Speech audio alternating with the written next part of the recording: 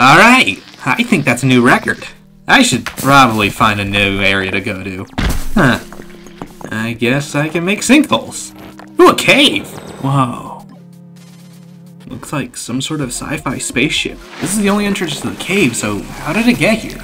I mean, the quarry's been abandoned for decades. Is there another entrance? Maybe it's for a movie? I haven't seen anyone else around here before. Can't hurt to look at it either way. Definitely a movie or show. Real metal, underground, in an abandoned quarry that would need large and heavy transportation to bring here. That I've never seen any of at all. Did that door just close? Non-creator entity detected. Initiating emergency repair course. Wait, what? Launching. Now. Flying to planet Red Rock.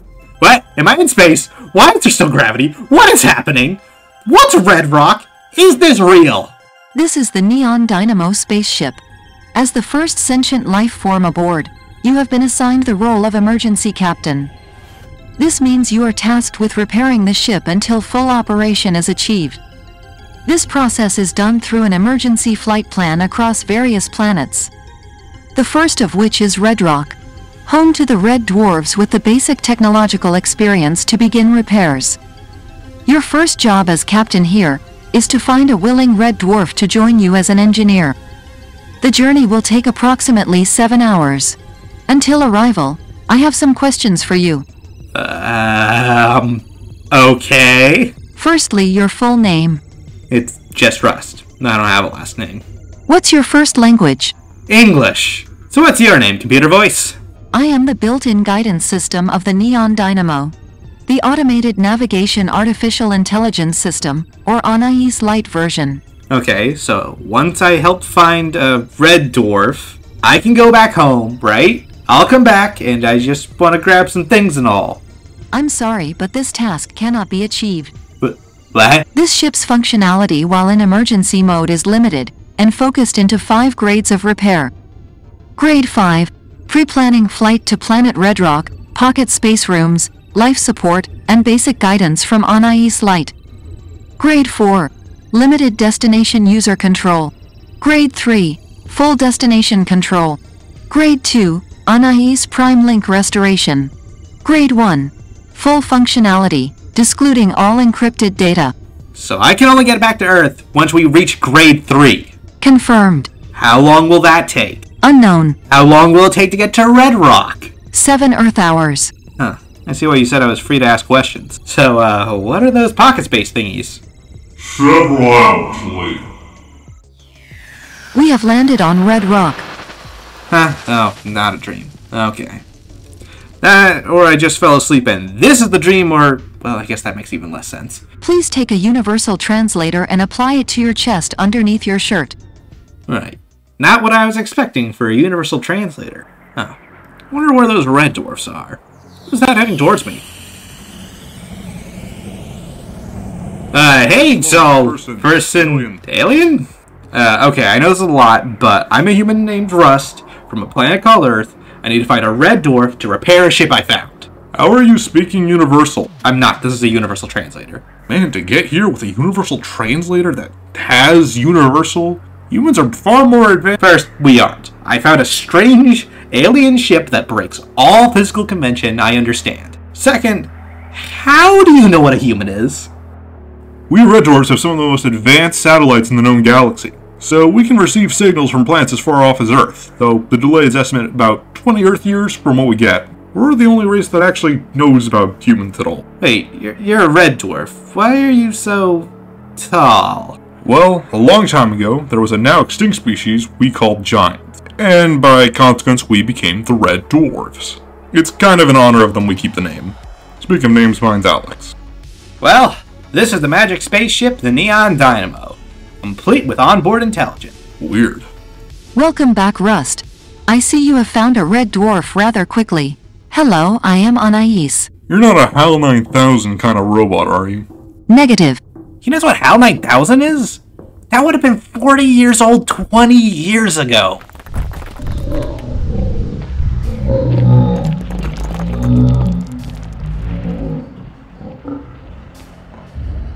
Large hostile detected. Large hostile? What would that... Oh my god! No wonder you guys were the dwarfs. Those red giants I mentioned before may have gone extinct because they tampered with dark magic and became weird skeleton evil monsters. See, before I ran into you, I was trying to get back my multi-tool I dropped in a panic when that thing woke up. Honestly, I would too. Wait, what are you even doing here before? I was just out on a stroll on my hoverboard. With a large staff. Yeah, and? Never mind. How about this? I attack with my... Whoa, you have powers! Yeah, cool, right? I mean, blast it. You grab your thing. Okay. It was not very effective. Why are the giant Stalfos able to take small explosions? I got my multi-tool! Great. Now to make sure it doesn't damage the Magic Wonder space spending ship thing. There. Now with a bit of timing. Since I helped kill your, or I guess re-kill your spoopy scary skeleton, will you help me find an engineer for the ship? I'm an engineer. I just finished school. Want to be the ship's engineer?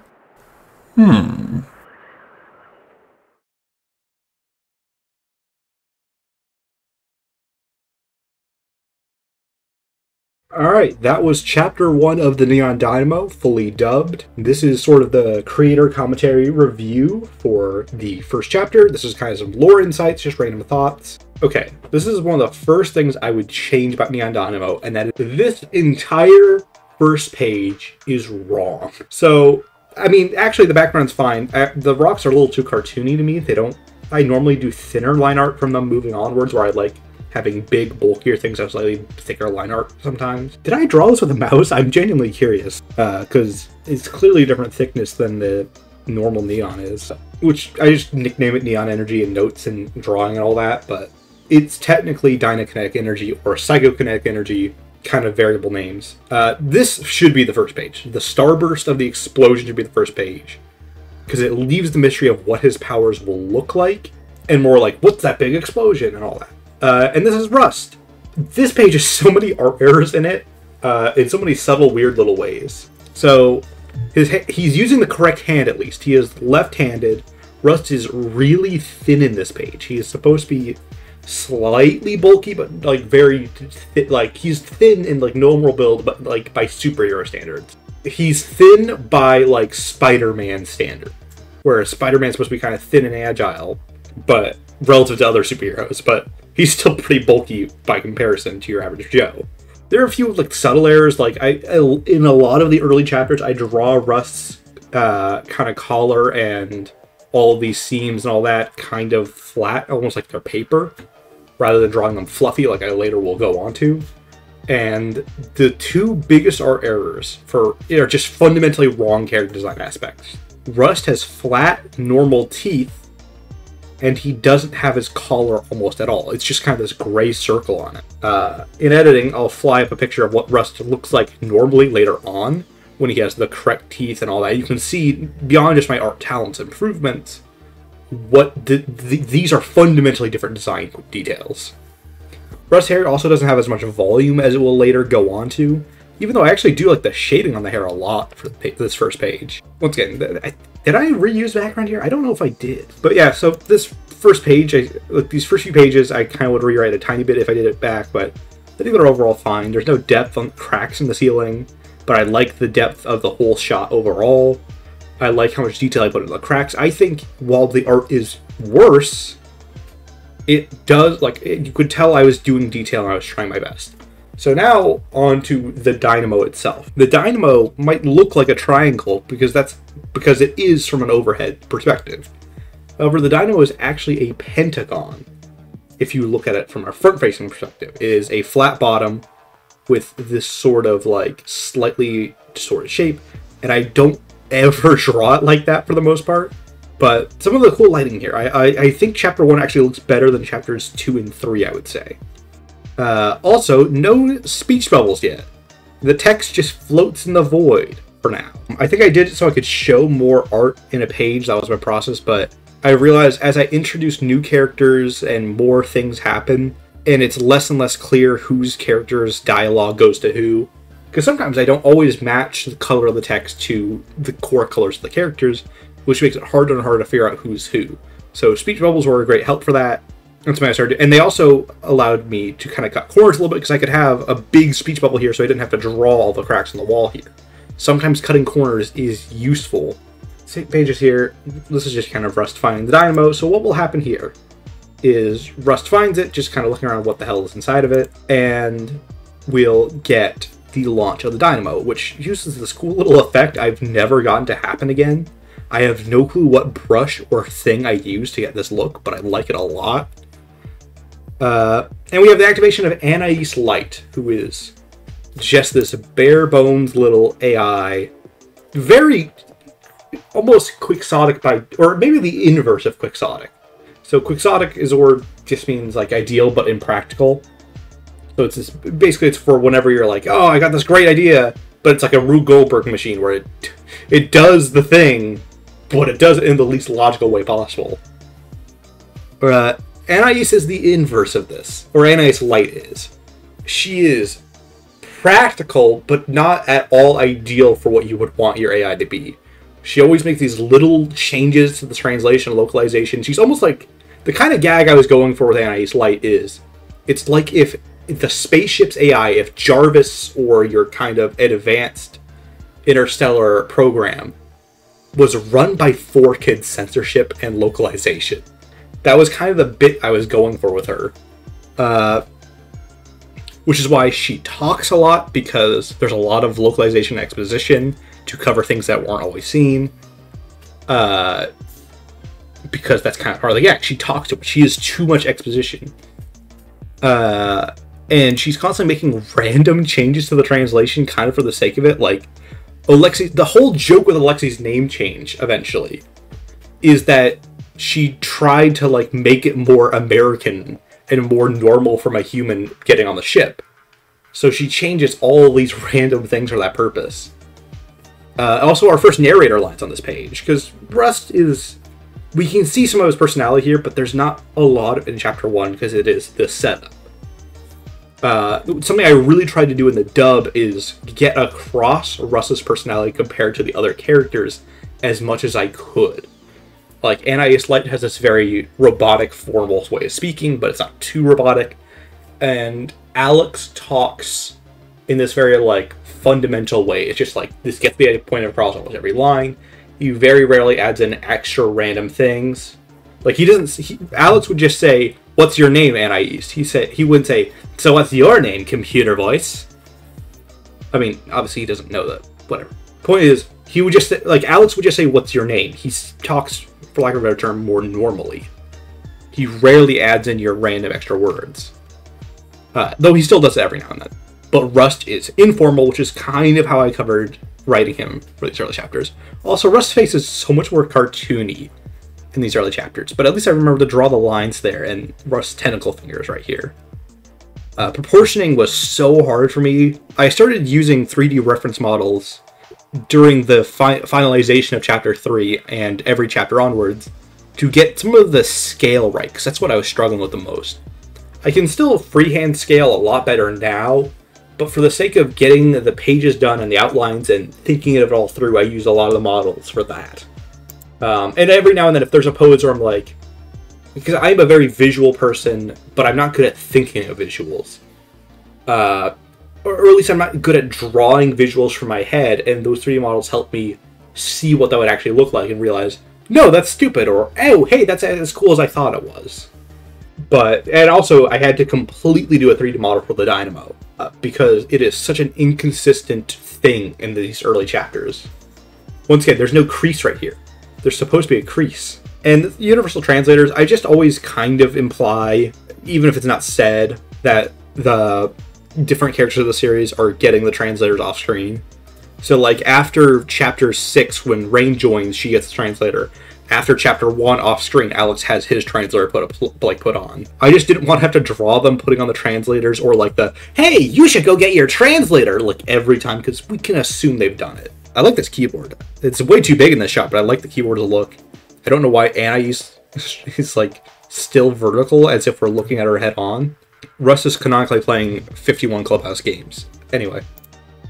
Or no, he's playing Slay the Spire in that shot, I think was the thing I wrote in my notes. And we have an introduction of Alex, who is also way too thin. He is still clearly more athletic looking than Rust is, but he is nowhere near as jacked as he'll go on to be. Because he's supposed to be. He's supposed to be like this hard-working mechanical guy. who is like this great engineer, very fit for a species. They're also practical. They eat almost like bricks of protein, and that's the kind of their meals for. So that's one of the few times I draw his hoverboard kicking up dust this much. I kind of do it just to segue between these two panels, but moving forward it really won't. I think this is supposed to be like an outpost, because I was drawing random little things from like, just to make it fill the shot, but I drew it so small that it's just kind of there. Also, I'm not sure if we go back, it looks like Red Rock has a red sun, but it still has a normal blue sky. I don't know if that would happen. I also don't know if you could survive with a red sun. That might be an outright scientific error. Also, Red Rock has 2 moons, but one of them is extremely small. The other is a little bit smaller than Earth's moon, but it's also a little closer, which is this one. Also, I think I put it in the mouse over text. No, I didn't. Red Rock's soil has a higher iron concentration than Earth, so they almost treat metals and iron like... Ooh, wait, way too far forward. They almost treat metals like the way we treat concrete, like this cheap little thing you can just throw in everything. Which is why all these buildings aren't concrete. They just build all their stuff out of metal. Which also is more attainable because red dwarfs have a smaller population. I would say they're somewhere around 1 billion or less in total population across their entire planet. So they have way more space to work with. They're feeding a lot fewer people, so even though their soil is kind of worse for producing food, they do have fewer mouths to feed and are almost, I would almost argue, more than just having subtle magic and technological advancements and all that. That is probably one of the red dwarf's greatest strengths, is that they have just a smaller population. They never exploded in population the way humans did. Just because that's not how their life cycle is. They are very much a they are very much a quality over quantity kind of species. The idea, like, they have a slightly longer lifespan, and all that. There's a subtle biology things that I thought about with the red dwarfs to explain how they'd be different in subtle ways. And also, this is how they know about Earth culture. So, red dwarfs can't accelerate Earth signals, but they do have technology so sensitive it can pick it up. So, about 20 years delayed. So basically they have satellites that can pick up signals from Earth, but it's a 20-year time gap between those signals traveling from Earth all the way to Red Rock. And Earth just doesn't have the technology to receive red dwarf signals at all. Just can't pick it up and understand it. But, so Alex has some human culture knowledge, but only so much. And yeah, this is the explanation of Alex is tall as a red dwarf. However, that just is because they were dwarves compared to the giants, or the red giants, who were dying very quickly, but they, with what limited intelligence they had, tried to preserve themselves a little longer with black magic, and that kind of accelerated their death, but also meant they could live on as the skeleton monsters. With King, I think Gosimo is the name of the skeleton in this chapter, even though he's never named in the chapter. Yeah, so this is King Gosimo. Great sun. This sun is drawn way better than I draw a lot of things. Actually, this entire page looks way better than most other pages do, other than the shading on the bones are a little janky. So yeah, this is King Gosimo, who you can see this chapter won't be his first scuffle. He is heavily damaged. However, he is immortal, so regardless of what damage he takes, he'll pretty much always kind of piece himself back together. Even some of his bones will heal, and all that. It was effective dark magic. It just didn't help them not be skeletons. So yeah, Alex was actually intentionally trying to be around King Gosimo. However, he got caught up in it. There's a lot of things I figured out after this chapter. And because there was the question in this chapter of, why were you here in the first place? He was going on a stroll to kind of look at this area because it is kind of this famous landmark. It's almost like a national park to them to see the area that King Gosimo inhabits. However, you want to do it while he's asleep, which Alex did do, and accidentally found it when it woke up. He just had a staff on him because that's just the thing red dwarfs do. They are practical. Why not carry your magic space technology with you everywhere you go? Why not? There's no reason not to. It's not that heavy or cumbersome. It is interesting that Galtimo only has 4 fingers. Or 3 fingers and a thumb, depending on how you want to count it. This is outright wrong. This has a similar issue with page 1. The neon energy isn't a ki blast. It doesn't travel this way. Like, you can't just make it like a ball and chuck it. It is like a lightning arc, kind of. It's not literally lightning in any way. It doesn't follow the rules of electricity, but visually that's how it works. He kind of revs up the energy, and then when he has its target, it kind of hit scan, just blasts that thing and makes it blow up. In like this single big arc that's almost instant from most people's perspectives. So when the red and stuff is crackling around him, that's excess energy pooling around wherever he's trying to fire it. And then when the big blast happens, it's kind of like him like opening the faucet or opening the floodgates in his pores in his hands, where it just goes pew out. It does not collect in a ball like spiky thing, kind of like this does. I do like, however, the starburst, even though I didn't draw it myself, which I really wish I did. This is just a pre-made kind of splicing of effects. I did like that I drew the crackles in it, though. That's cool. So here's a little subtle mistake that I'm kind of trying to figure out how I work with here. So the colors of Alex's staff will change throughout the series. The idea I had originally was, beyond this art error here, where Alex's hoverboard is colored blue, which I just noticed my ADHD totally flung onto that. What the hell?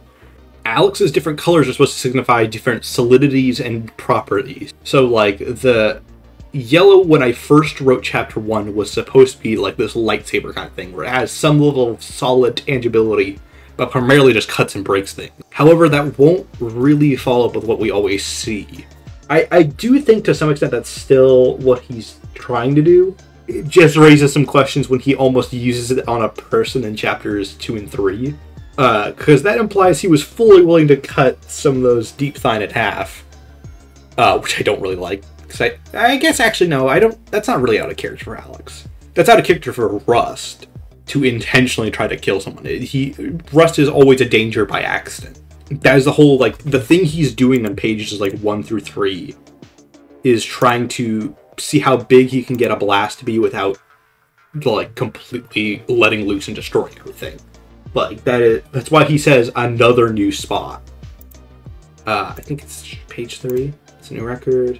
Yeah, another new area, implying that he's had to move around several times because he's destroyed this much before. But this is like the first time he's done it without just completely obliterating everything. Which kind of makes me wonder what the hell the rest of the quarry would look like.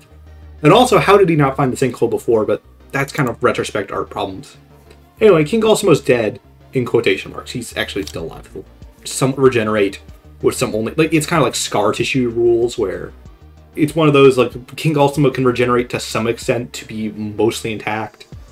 But, well, there's still, like, a lot of the damage left over. So, eventually, if this kind of stuff keeps happening to Galsimo, it will just collapse and die. This is also the best looking shot in all of Chapter 1.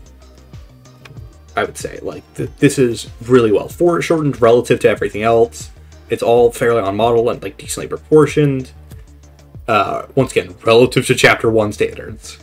Also, I use a lot of panels in Chapter 1. I don't know if I want to do that again or not. I don't know how much I want to or not want to use the immense amount of panels that I used in Chapter 1. Because, like, 3, 5, 6. 6 panels, which for, like, 60s to 2000s comic standards is actually pretty standard. But for my comic standards, I don't really use this many panels as much anymore. But I kind of want to... And the main reason is because you get small little boxes right here where you can barely see anything. But then again, you do get a lot of information per page, which is nice. Once again, this is a great example of the Rust characterization versus Alex. Rust has this giant, or not giant, this big, like, paragraph, this paragraph relative. Now that I helped you kill re-kill Spoopy Scary Skeleton, will you help me find an engineer to repair my ship? And Alex is his one sentence broken up by a comma. That is a great example of how much more to the point Alex often is. Rust is by far the most off model, I would say, because his hair spikes are so subtle rather than the big kind of bold spikes I go for. I'm trying not to make them like Dragon Ball style. I'm trying to make them more like early Dragon Ball, like original pre-Z Dragon Ball style, where they're very like curve focused, not really not super over the top and jagged. That's kind of where I like the hair a bit more. However, Rust's hair is Rust is as on model as I would get him in chapter 1, I would say. His collar's still wrong. I kind of referenced that in chapter 8 actually. There's a panel of a younger Rust at school, and under his jacket he has a shirt with this style of collar. As kind of a callback to chapter 1, where his collar is just drawn wrong. Yeah. I guess that must have been a chapter 2 thing. Let me check chapter 2, actually. I don't know. It's part of what's good about this is I get to... No, it's still drawn wrong in chapter 2. When does the collar get fixed? Oh, his collar starts improving here. So it's chapter 3 that I finally start drawing Rust's collar correctly. That's funky. I didn't know it took me that long to fix that, because it's supposed to be a turtleneck. Anyway, that's chapter 1. I think it ages better than chapter 2 does visually, but also I think I kind of like chapter 2 more, maybe, because there's more happening in it. I would say overall, introduces Rain, who's one of my favorite characters to draw, even though she was one of the hardest characters to get the design down. It has Flint and some of the gags I have with him with his weird chain like revolver, but that's for the second dub video, which will come out, I don't know when I finish it. Anyway, that's all. This is the Neon Dynamo dub, but